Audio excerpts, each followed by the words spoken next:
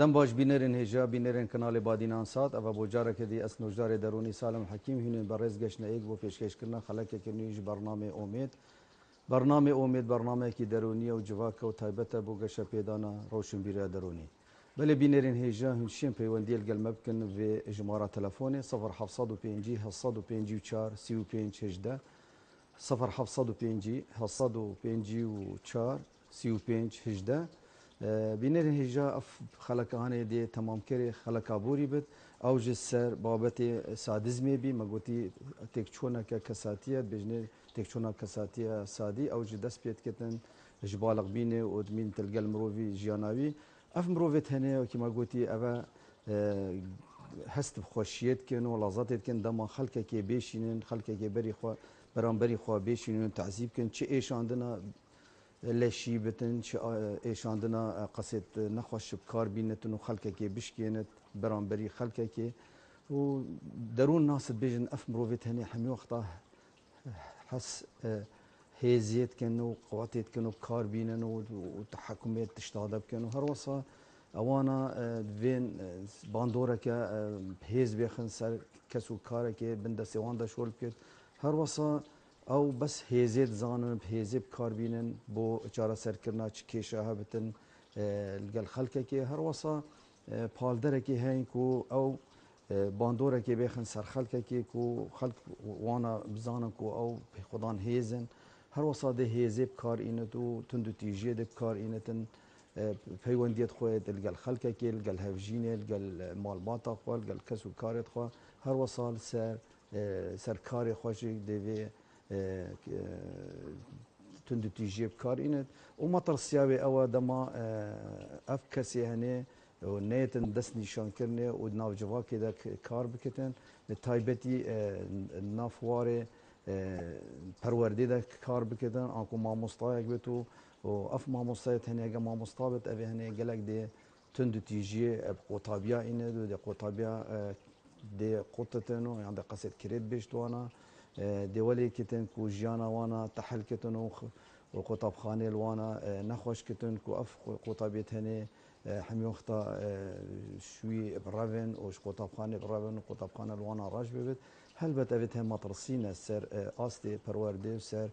پروسيسا خوندنه پی اف کسیت هنه بین دست نشان کرنه و بین سزادانه یا بین چاره سر کرنه یا بین لادانش وی کاری کو دا باندوره که نگاتیف نه سر قطبیان هر وصا اف مروفیت هنه همی وقتا هستت کن کو برپرسیه ورگنن ناف جواکی دا و هر وصا وانا دوید او چالاکیا او رین مایا دین سر کاری و کس بن رین مایت وانا ندر کبن دمیت کاری دا او هر کسی که بن باندورا وانا در کبد او بیجن او کو نه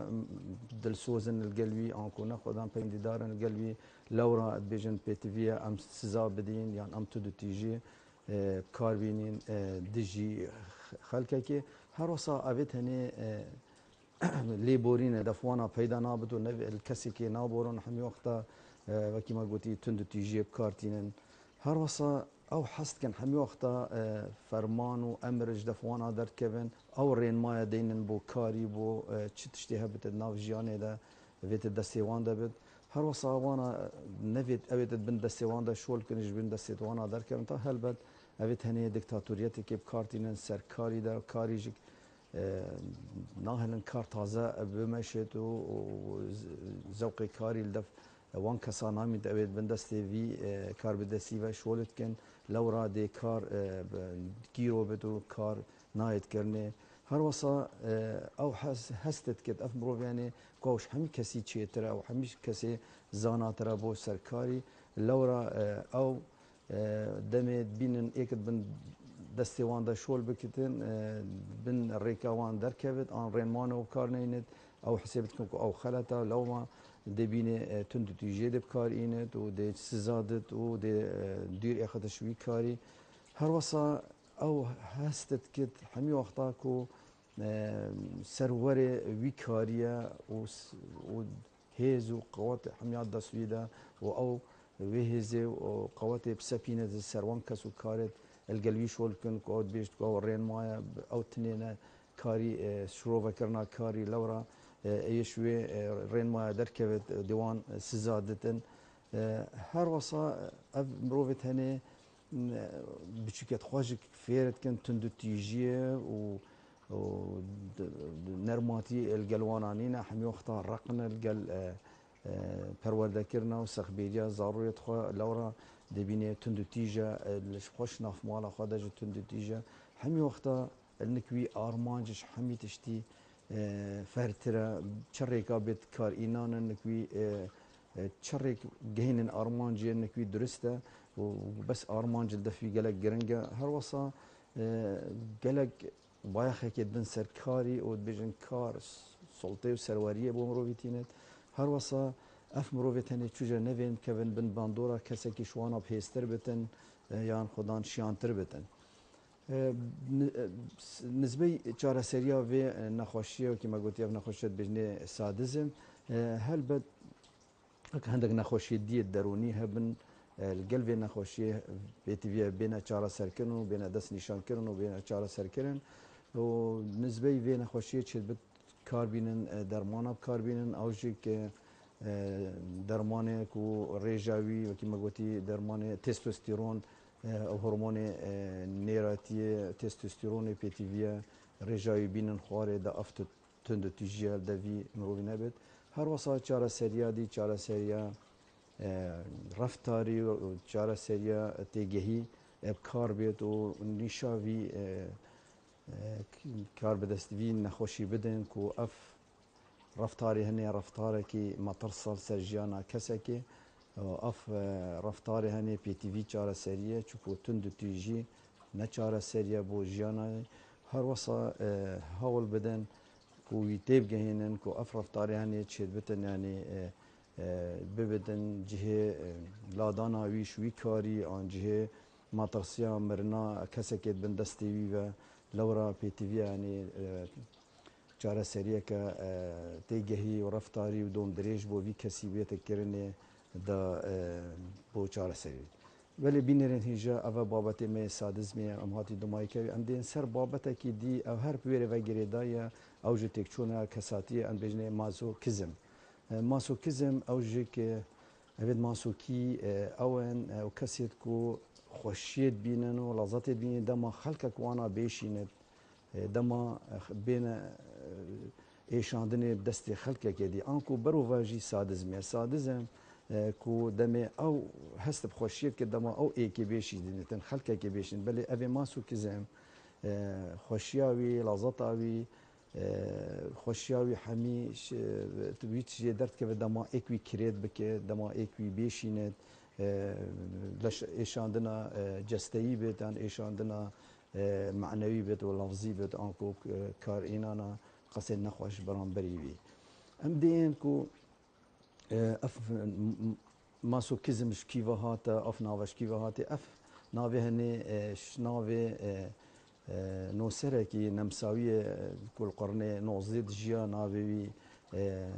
ماسوک بی لورا اف ناوه ماسوکیزم شناوه وی درکتی و اف مروی هنی روایت النویسینون رومان توی همی وقتا قهرمان رومان توی وصابین هست بخوشیت کرن و بلازاتت کرن دما خلقه که او ایشان دمنو تایبتیت گشتن گوپیت که خوشیات خویا سکسی دما خلقه که او ایشان دبان دم خوشتیوی وان او ایشان دبا چه ایشان دنا جستهی با که ما گوتی ایشان دنا قصد کریت و ایهانه و رزیل کرنی ده ویره ده افنا خوشیت هنی اف قهرمانت هنی گشتن گوپیت که خوشیا خوا یا گریدای ایشیوا و آزاروا و الگل سکسی هست بخوشیت کرن لورا ناوه و نخوشیه جه کرن تک چونا کساتیا ماسوکی هندک دوی ماسوخزم گل ناوه بو دارید خان او جی گلک آسید بوی هین هنده جارا آستکی هی اخلاقی هی و یا هی گشتیا خلقه که حتمالا پی بحسن آن پی نحسن او تشته هی او جی که او مروفت هنه هست خوشیت که دما بین ایهانه کرنه دما بین پاش ولیدانه یان بین ایشاندنه جستهی لشوانا بیت ایشاندنه و هر وصاده بینه اف مروی هنه ده هست بخوشیه کتن دما بیت ایشاندنه یان بیتن رزیل کرنه برانبری خلقه کی دی یان اویتی کلیا سکسیل گل هی و اف رفتار هنه و اف سلوك هنه دي مينت القلوي دست بيكا جياناوي يا بالغ بينه ويفتره وحمي وقتا دي خدين مروفكي يعني قربانا مروفكي ضحية مروفكي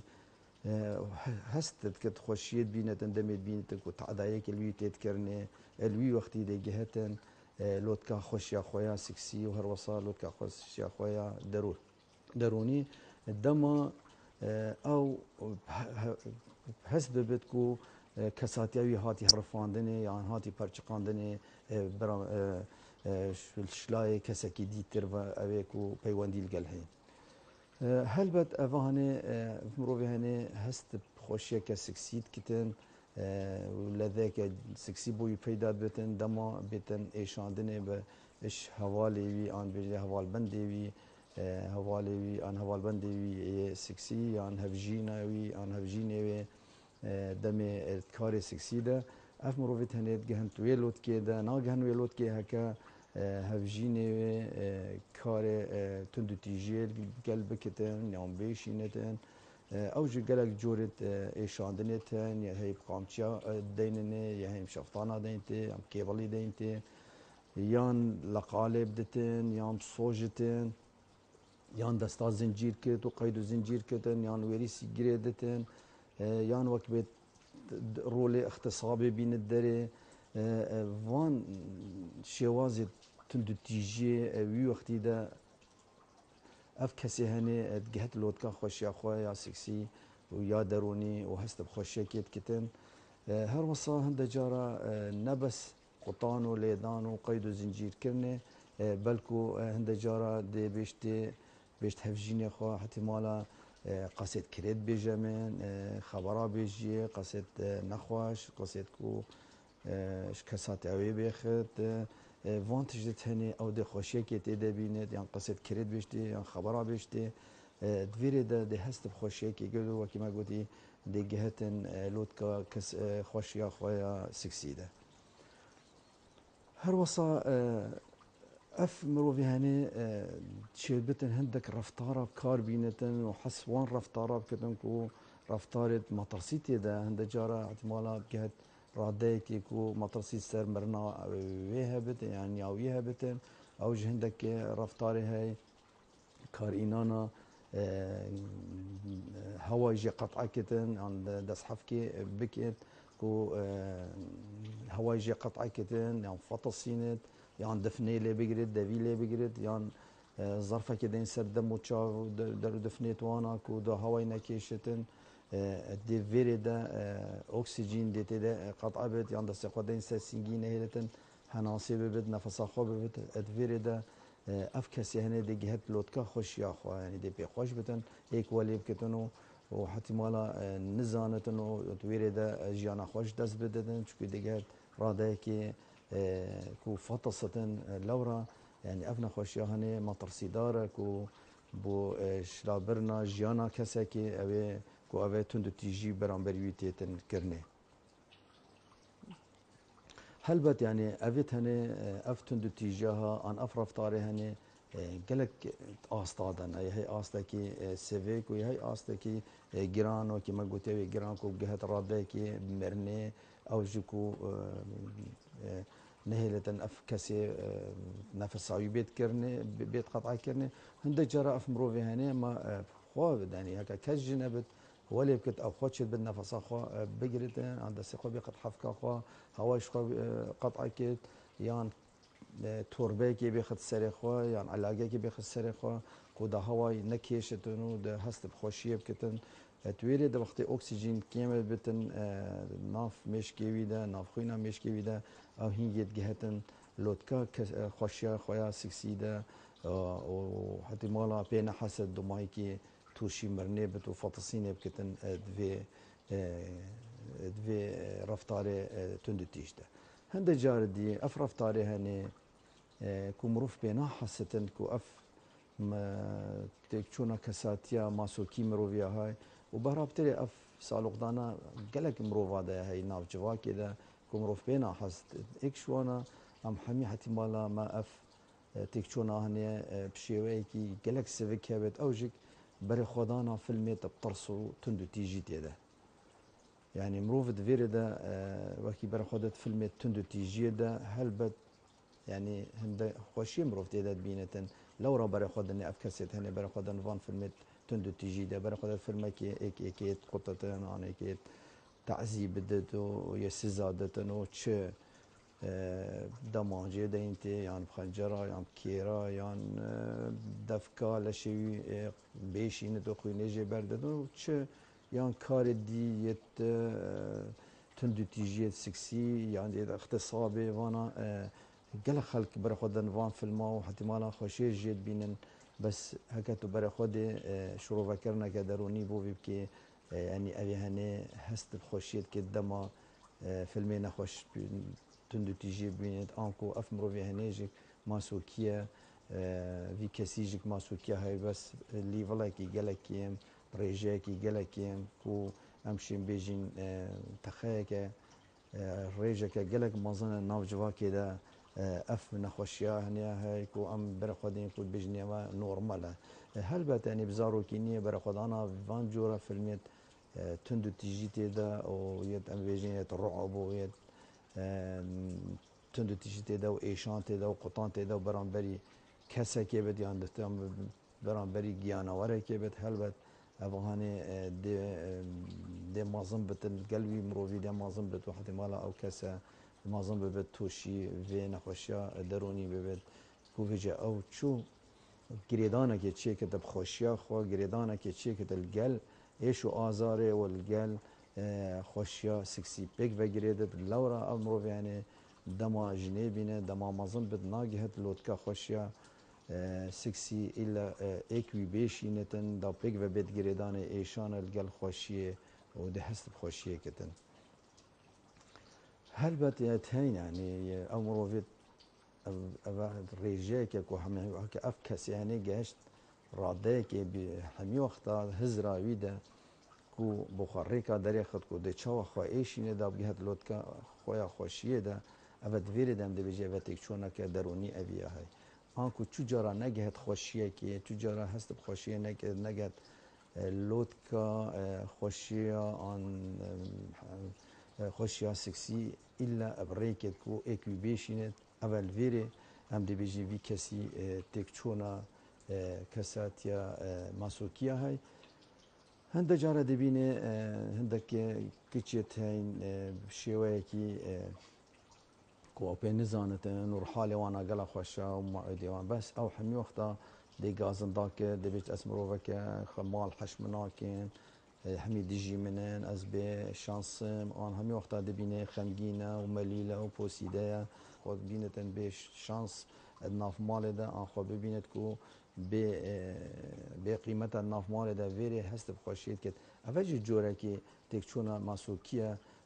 كو همي وقتا هست بوسيديت كت بوسيدي ده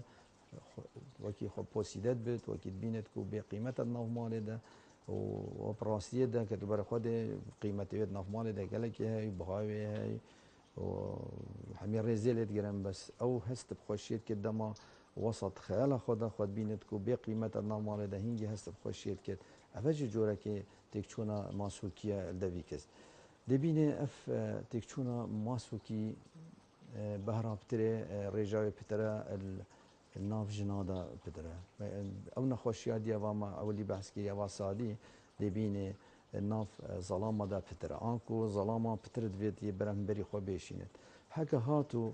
يعني بو جن اينانه كي برهمبري كيبت و دوش هالبجارتنا جني بو وانا هكا مروفكي سادي بتن انكو فيت برهمبري خو بيشينتن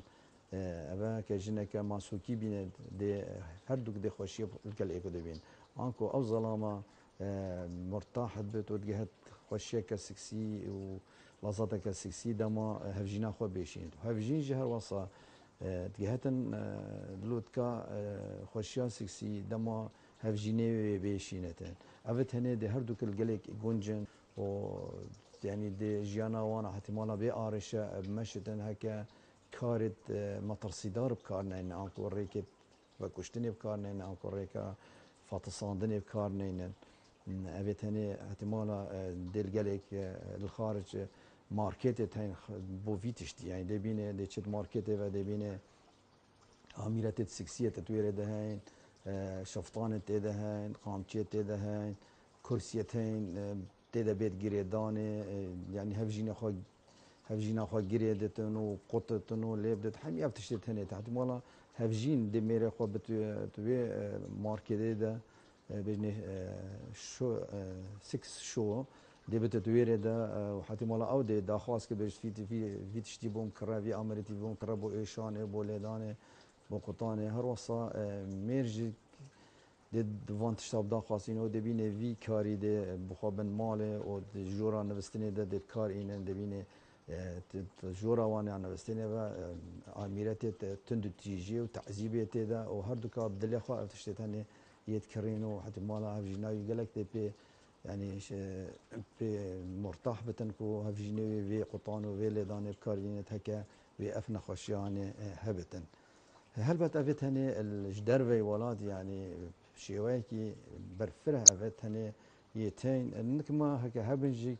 كيم يعني سردان نوجدار درونيت كنش كي نخوشي دروني شيواكي گشتي خرجي شرمت كن دريخان وطيبتي رفتار نروا افت سكسي قالك افنا خوشي حتى مال الدف هبتن ونزانا بنا خوشيه وند جارا دي جن ايد هكا في كساتيان ماسوكي نبتن حتى مالا بحثي افجيني خود كده دي بيش افجيني من قطانه بكارتينت ليدانه بكارتينت هر صبر وفاجي يك نير دي بيش جن كم دفيت اسوي اهانه بكم اسوي بقطم اسلبدم اس قصد بيز بيج مهينجي دشني جهتن لوتكا خويا سكسي وخوشي ولازاتي دي القل بينتن هلبت يعني ابيت هني پی تی وی چاره سریه نه چکو هکنه نه چاره سر کردن و ما ترسیدار اف رفتاره هنی سر پاشا روژا جیانوان هکن بین سر ماسوکیا سکسی يعني اف مروفت هني ماسوکیا سکسیه های یا ماسوکیا های یا تعامل الگل خلقه که تندو تیجی کو وید برانبری ویب کن یهی کل هفجینا وی آن هفجینه همین وقتات وید تندو تیجی برانبری ویب کار بیندن يعني تندو تیجی وكي ما قلتي شيف جستي بيت شوف قطانه بيت ليدانه بيت وصوتنه بيت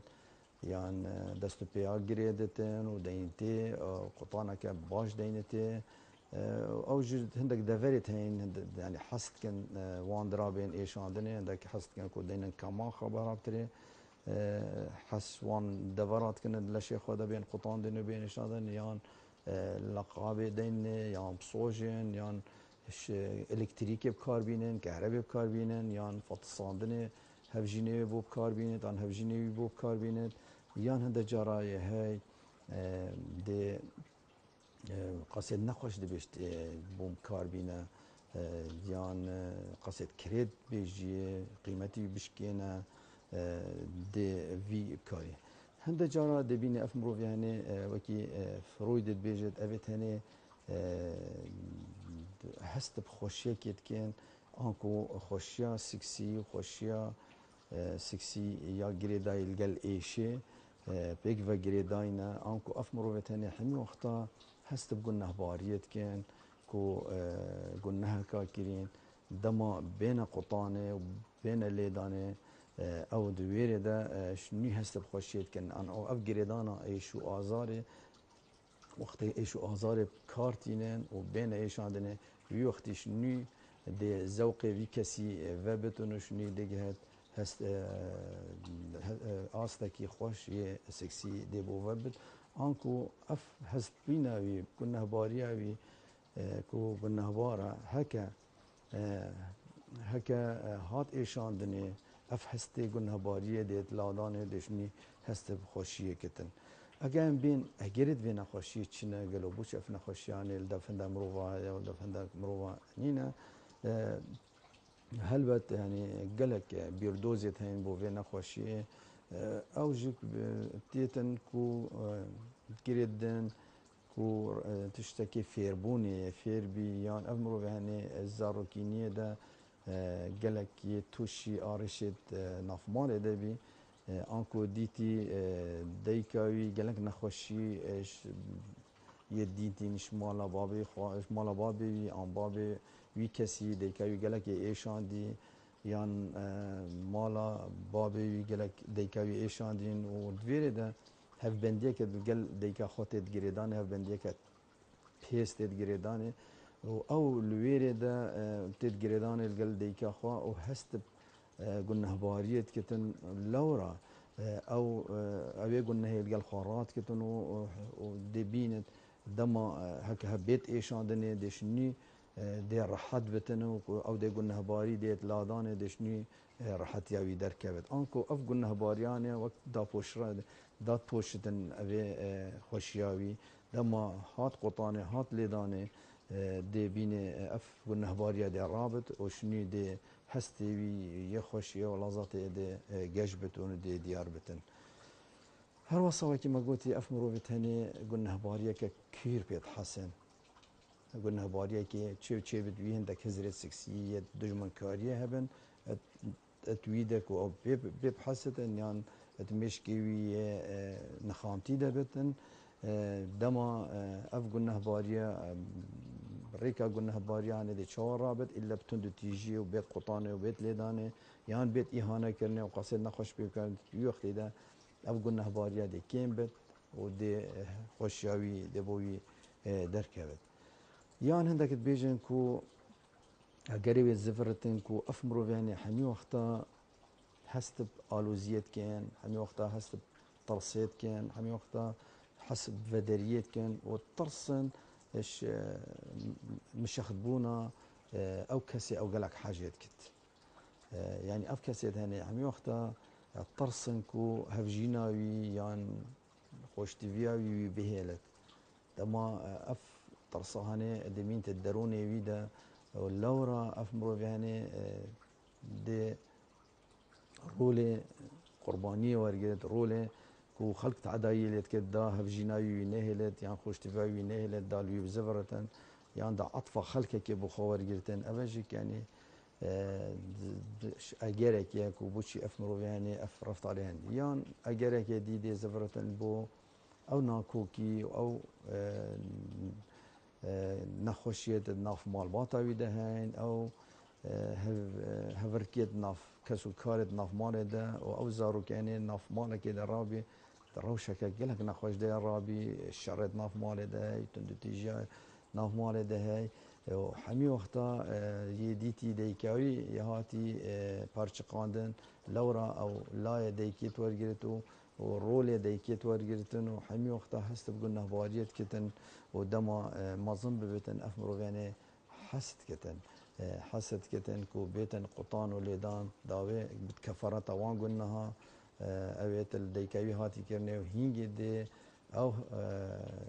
هست قلنا هبارية دي رابط ودي خوشي دي هست بخوشي كتن هكذا بين كو دي تشاوا وانا صالوغدانا كي دين وان كسا اويت تكشونا ماسوكيه ان ماسوكيزم هي يعني اويت هني وكي ما قوتي هستك السكسي يا خوش دي بينن دما بين ايشان وقطانه برانبري كسكي دي دجانا واندا واف قطانا واف ليدانا هني بوانا هلبت هستكي نخوش بوانا تشيد بتن ولا تيتن كوانا شكاري لاودتن نشيتن تكليت خويت جواكي بت سري يعني تكليت خويت سركاري بت سري لورا ديبيني افمرو في هني هست بنخوشي كتود اف نخوشاني دي بردوان بتل سرجياناوي اف رفتاري هني اف مروفي هني حمي وقتها هست فيتن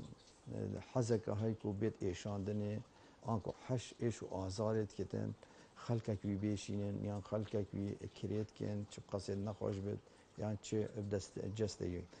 هندك شوانا ادجهن راده كي وات كان رولك ليزن انكو او هفجينا خوا هاتي مالا دبيش هفجينا خوا تو هفجيناوي دبيشت تو رولي ماموستاي بينا و ازي رولي قوتابيكي بينم أنكو ما مستا دبشتي خوب كما مستا منو المبحيتنا مكريتكا وكو أست قوتابيان دي رولكي دي ورقري دبشتي رولي اخسيركي از دسته دا وک حشکو تو چاوا تو چوی شرکه دا و تمروفكي ديل و اخسير كي دزدك هذا چاوا رفتاري الجل كي انكو مروفي اخسير دائما شكستيه ورولة قربانية دتن وصا حتى مالا